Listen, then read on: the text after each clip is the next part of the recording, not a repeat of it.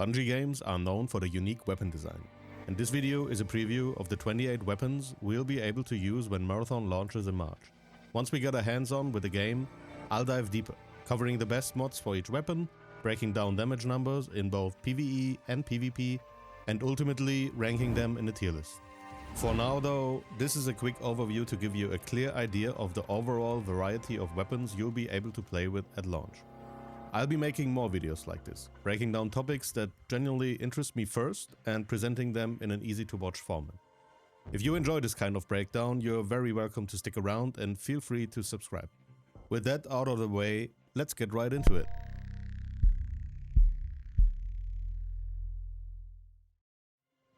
Before we jump into the weapon categories, there is one more important thing to cover: ammunition. Of course, in Marathon, like in other games, different weapons use different ammo types, including medium rounds, heavy rounds, volt batteries, volt cells, and lastly, MIPS rounds, or MIPS rounds. I'll quickly mention the ammo type for each weapon as we go on, so it's always clear what you're looking at. Let's start with pistols. In this category, we have three different variants to look at. First up, we have the V11 Punch, a semi-automatic pistol that fires at 600 RPM and uses a volt battery as ammo. This weapon features an alternative fire mode that lets you charge it up and fire a laser beam similar to a fusion rifle in Destiny. This second pistol is the CE Tactical Sidearm, a 360 RPM rapid fire pistol that uses medium rounds and is likely the weakest gun in the game. You will also start with this weapon when playing as Rook. We do know that this gun has a gold mod that grants invisibility after reloading following a kill. But since this video isn't about weapon mods, this is the only one I'll mention here. The last pistol on the list is the Magnum MC, a heavy round pistol with a slower fire rate of 138 RPM and a higher damage output. I never actually got the chance to use this weapon. Either I was just unlucky and never found it, or it simply wasn't available during the playtest I took part. Either way, I'm really excited to finally test it. Moving on to the next weapon category, the submachine guns. We have 4 of them to cover here. First up, the V22 Volt Thrower, which is an energy weapon that uses volt batteries as ammunition. It's a fully automatic SMG that starts to slow down its fire rate as it overheats. Then we have the BRRT, a medium ammo SMG that fires in 5-round bursts. This weapon was a favorite among many players during the alpha test in April, and I personally found it to be very solid as well. That said, there is another SMG I really liked, the Bully SMG. It's a heavy round submachine gun with full auto fire mode at 550 RPM. There isn't much more to say about it, other than it has a high damage output, which also results in a bit more recoil.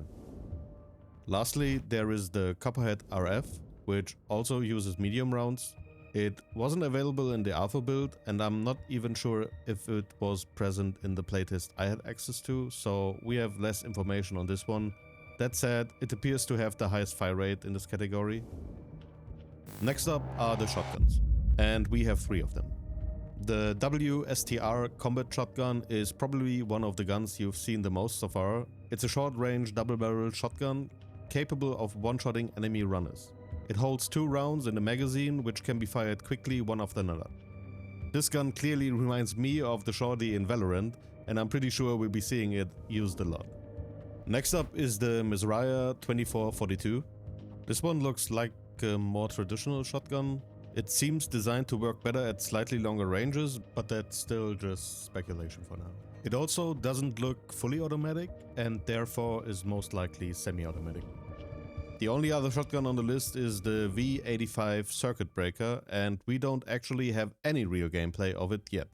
We've only seen it briefly during reload animations, and it appears to use a volt battery similar to other energy weapons. And it could potentially be a fully automatic shotgun since there isn't any other on the list. Now let's dive into precision rifles. This is the weapon archetype we have the most to cover, with a total of 6 different rifles. First up, the Hardline PR is a semi-automatic rifle with a fire rate of 275 RPM It uses medium rounds, deals average damage, and is very effective at long ranges. Then we have the twin-tap HBR, which fires in a 2-round burst and also uses medium rounds.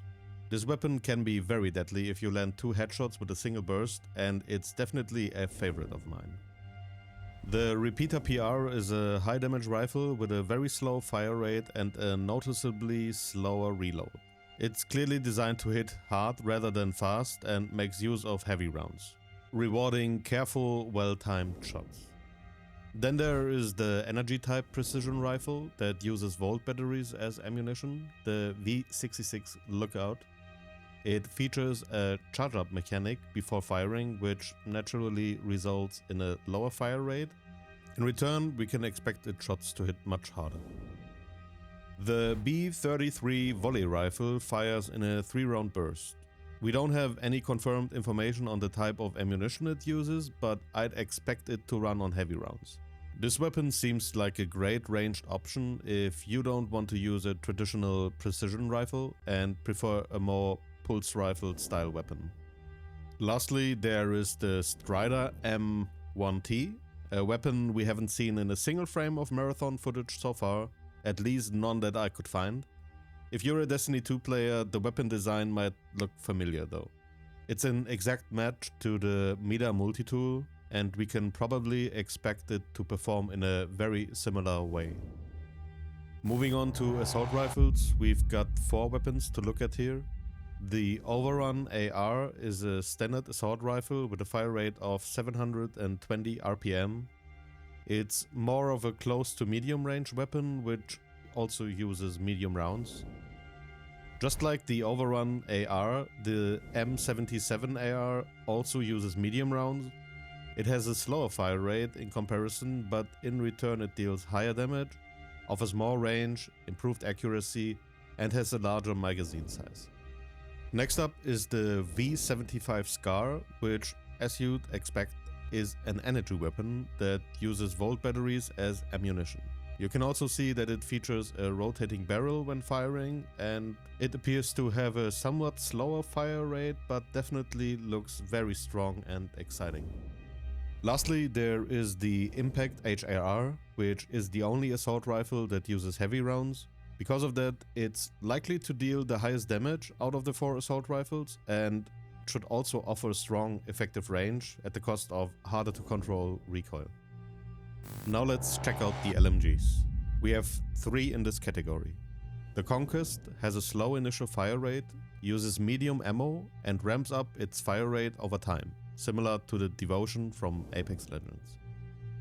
The Retaliator is another machine gun that uses medium rounds and likely features a consistent fire rate, which should overall be higher than that of the Conquest. The Demolition HMG is a heavy round weapon that you can also see UESC commanders carrying. This LMG has a slower fire rate, but its shots hit much harder, resulting in a higher overall damage output, making it great for fighting multiple UESC units at once. Let's take a look at the Railguns, where we currently have 2 known options. Railguns use a different type of ammunition than the other energy weapons, not volt batteries, but volt cells. One of the Railguns is the V00 Zeus. It appears to be the best option, best suited for longer ranges, with a longer charge-up time and a much harder hitting shot.